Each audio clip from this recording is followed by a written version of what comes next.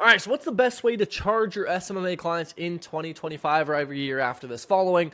Right, that's a good question we all ask us. Should we do PIF? Should I do monthly? Should I do annually? Should I charge them on a setup base? Should I charge them per performance? What should I charge my clients? How should I charge them? I'm going to answer that question with you today, okay? So I've got all these things written down here, like recurring payments, one-time performance, hourly, equity, and a bunch more I'm going to cover, and I'm going to share with you my thoughts on what are the best, why, what are the pros and cons, and what you should be running for your agency. This is going to be a bit of a rant, so put me on when you go eat your favorite food, okay? And let's dive right in. So let's talk about the first one, which is recurring. Okay, this is typically monthly recurring revenue, or annual recurring revenue, or bi-weekly, or weekly, or quarterly. This is some form of revenue that keeps coming in, right? So like the most common form of this is monthly recurring revenue. Hey, price is $1,000 a month, and I will manage your ads. Now, the pro of this from both the client and even the agency, the service side, is you keep getting money in the door, which means that you're happy because you're getting paid every month, so you don't feel like after 3 months, wow, I haven't got paid in a while, which is something that happens often with setup fees, right? You're like, oh, shoot. So you keep getting paid, which is really good for maintaining and sustaining a business. I believe even Russell Brunson once said, if you do not have monthly recurring revenue, you do not have a business. You're just a glorified freelancer that gets paid here and there, right? Which is fair enough. And so the pro is you run a real business, you have money coming in, you can pay your team, expenses, etc. But there's some cons to this. It's harder to sell because people don't want to commit to paying something every single month. People don't like to pay for something every single month. There's a very high look back window, right? At the end of every 30 days, or at least monthly speaking, at the end of every 30 days, people are going to look back and go, what did you do for me in the last 30 days? And even if, let's say, for example, let's say you work with someone for 6 months, and for 5 months you got them insane results, you did amazing things for them, and then the 6-month results died down a little bit. When the next payment comes, they're going to look at that payment and go, what did he do for me in the last month? The last 30 days. Wow, the results were worse. It wasn't as good as they used to be. I want to churn. And so what happens in this model is you typically have a higher churn rate, right? Because you have people just committing month to month. People want to churn more often, which means you lose clients. So the pro is you have money that continues to come in. You're incentivized to keep fulfilling your clients on a month-to-month basis and keep working hard for them to continue getting paid. The con is churn and look back window. There's some other stuff as well, but that's the main thing. And at the very end, I'll tell you which is the best model that you should charge. And also, once again, it's harder to sell because it's hard to say to someone, hey, yeah, I'll work with you on a month-to-month basis. Okay, when do I get the result I want? I don't know. I'm just going to keep working with you on a month-to-month basis. That doesn't sound as good as saying, hey, I'll work with you for 3 months, and at the end of 3 months, we're going to solve this problem. Okay, so that's structure number one. Structure number two is one time. This is something like a PIF or a setup or project-based, etc., which is where you charge somebody one time for a certain thing, right? Now, the pro of this model is that you can charge a higher amount upfront, which means that you can reinvest that back into your company, into your team, into your ads, which typically means you can not only continue to grow the business and reinvest into ads to scale faster, but you can also pay your team more and better, and so you can get your clients quicker and faster results, right? Because when you're able to have more capital to allocate, you can afford to hire top tier talent to get your client better results. So that's some of the pro, and right, obviously you get more cash flow up front. The con of this is it's harder to sell, right? You just inherently need to have higher quality prospects, have access to more money. You need to be able to justify charging more. But another con is that let's say you work on a one-time fee and it's 2-3 months in. You're sitting there like, damn, this guy hasn't paid me in 3 months. And you start to feel a bit less motivated to work for this person, right? Which is bad incentives for both of you guys. Now, on the pro side of this is you get somebody to pay a good amount upfront for a certain time frame. For example, PIF, right? Let's say if you charge $2K a month for 3 months. And instead of saying, hey, it's going to be $2K a month, which may sound nice, you could say, hey, it's $6K for the 90 days. And so now what you're getting people to do is you're getting them to buy into an outcome. It's not just, hey, $2K a month for me to do my services. It's, hey, this costs $6K to solve this particular problem. This also lowers churn. So when you get somebody to pay up front, they're less likely to churn after month 2 or 3 if the results weren't as good as perhaps in the first month or two. And so you reduce your churn and you increase your cash collection. Now the problem is your closing rate may decrease as well, right? So there's some things to think about here. But once again, a great model. There's always the argument, oh, what's better, PIF versus monthly? And when it comes to set definitive end date programs, let's say if you're doing 90 days, $2K a month, or 90 days, $6K one time, let's be honest, there's really no difference, right? Because with the 6K, you may close less people, and let's be honest, most people running a PIF model have payment plans that just turn into monthly anyway. And so all you're really doing is just allowing some people to pay up front, which is amazing. So you can have some higher cash collection, etc., and then still giving that monthly option to the other people, which is something that a lot of people do is they just charge the PIF up front, price anchor, handle objection, payment plan into the monthly thing that you would have just charged anyway. Okay, so that's the second model, is one-time payments, PIF, setup fees, project-based, etc. The third model is performance, right? Pay per lead, pay per customer, pay per acquisition. Like, there's so many different models you can do with performance. Pay per live transfer, pay per whatever, right? Like, pay per whatever, doesn't matter. It's just a performance-based offer. Now, the pros of this is your incentives are aligned with the clients, right? When they make money, you make money. So this tends to be a lot easier to sell. It tends to be a lot easier to scale because as your client makes more money, you make more money, which means that you're directly incentivized to do any and everything you can for them to make more money because you will then make more money. So the incentives are good. The problem is, typically, you work with some lower level clients depending on how you frame this offer, right? Like if you're thinking, hey, it's pay per lead, you might just get some shitty people who don't have any money and therefore they want to work with someone who they think is going to be a get rich quick scheme. And now you have clients that aren't committed because they didn't pay anything up front. And so that's where some of the cons come in, right? So the pros of this offer is you can scale it really, really heavily. You're aligned with the client. It tends to be a lot easier to sell. The cons is sometimes your clients aren't as incentivized and they can even finesse you and not pay you, right? We all have contracts. We know that. And you can have their credit card on file, but if someone doesn't want to pay you, they shut down your credit card, what are you going to do? And so that's one of the cons that comes with running performance-based offers, and also tracking, right? Attribution. How do you know if they closed from you? And how is your client going to ethically tell you that? Sometimes they might hide it, right? And so that's some of the cons that come with running a performance-based offer.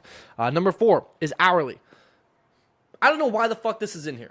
Don't do hourly, okay? You're not a fucking wagey. You're not an employee. You're not a freelancer. Just don't ever do hourly. Hourly doesn't solve problems. Hourly is what people who work at fucking McDonald's get paid. They get paid to just sit there and fucking show up. Don't do hourly if you run a business. I learned this the hard way back when I was a videographer. I would charge hourly. Oh, yeah, $20 an hour. I ended up charging $100 an hour, and still, it wasn't good. I realized that charging on a performance-based, or rather, my bad, a project-based fee works so much better because now you're selling an outcome. You're selling a solution rather than just time, which for most people, unless you're talking with fucking Hermosi, time isn't as valuable. A solution to a problem is, okay? Number 5 is equity. Right, equity or partnership offers. So instead of getting money, instead of getting paid for a certain thing, you get equity in the company. Now this is a lot more advanced, and some people would argue this is the same as performance. It's not, because you actually have direct equity and shares in the company.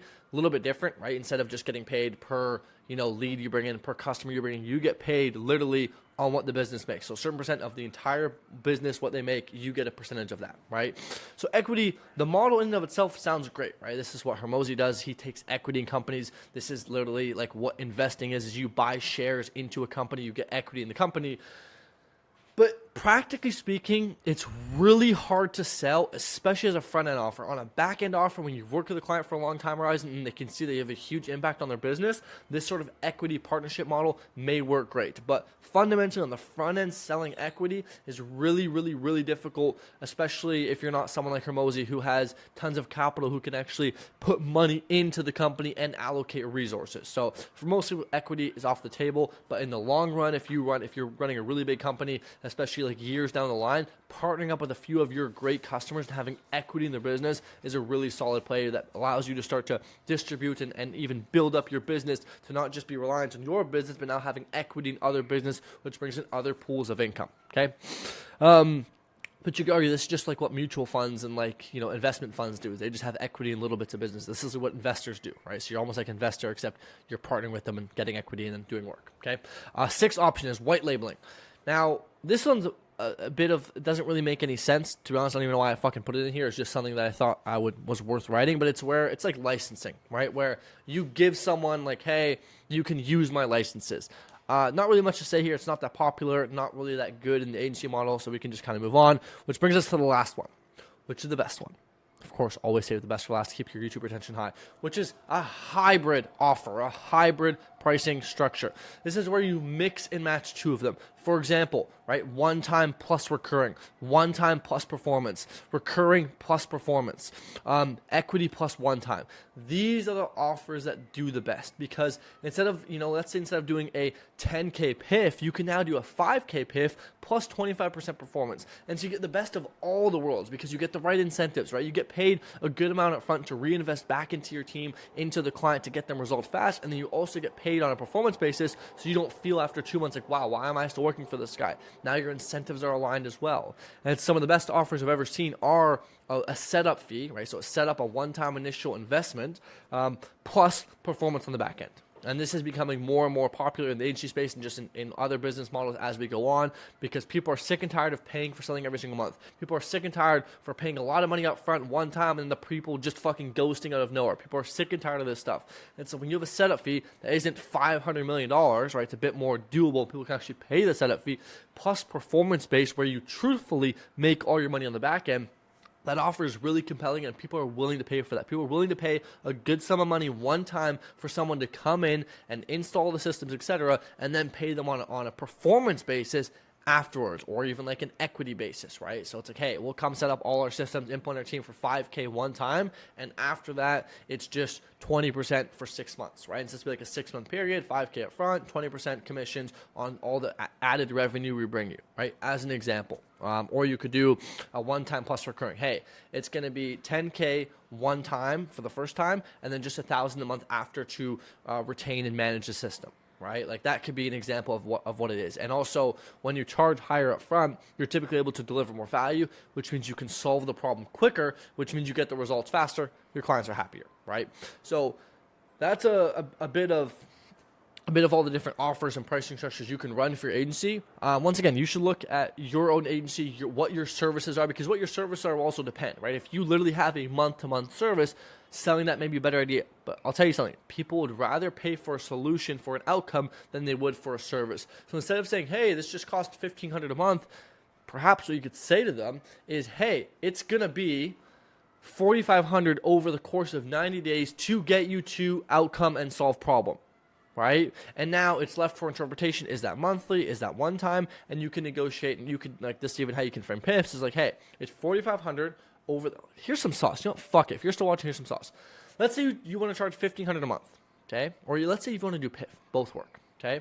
What you do is you say to the client, hey, this is the cost over the time frame. For example, it's going to be $4,500 over the course of 90 days. Now, you're not explicitly stating that it's a setup fee. You're not saying it's a one-time fee. You're not saying it's retainer. So they're kind of like, wait, okay, so what's the pricing structure here, right? And then here's what you say to them. You say it's $4,500 over the course of 90 days. However, if you like savings and you want to prepay this, you can pay $3.5K today, meaning you save $1,000, right? And that would be the only expense you ever have. You'd pay one time today. And what you do is you've now price anchored it at $4,500, and so they already know that's what it's going to be. But you're saying, hey, if you want to pay today, you can, and you give them the PIF offer. Now, a lot of people are like, oh my God, it's fun, it's amazing. I'll give you more. A lot of people still will opt for, you know what, let's just do $4,500 over 90 days. Can we split up into 3 monthly payments? Yes, we can. $1,500 a month. Okay, awesome. Here's what you do. You say to them, hey man, no problem. That's amazing. Get you started on that. I'll let you know one thing. If before your next payment, you want to take me up on that initial offer, I will credit your first $1,500 to that payment, meaning that next time when you're going to pay $1,500 anyway, you'd only have to pay $2,000 and your whole payment plan will be done.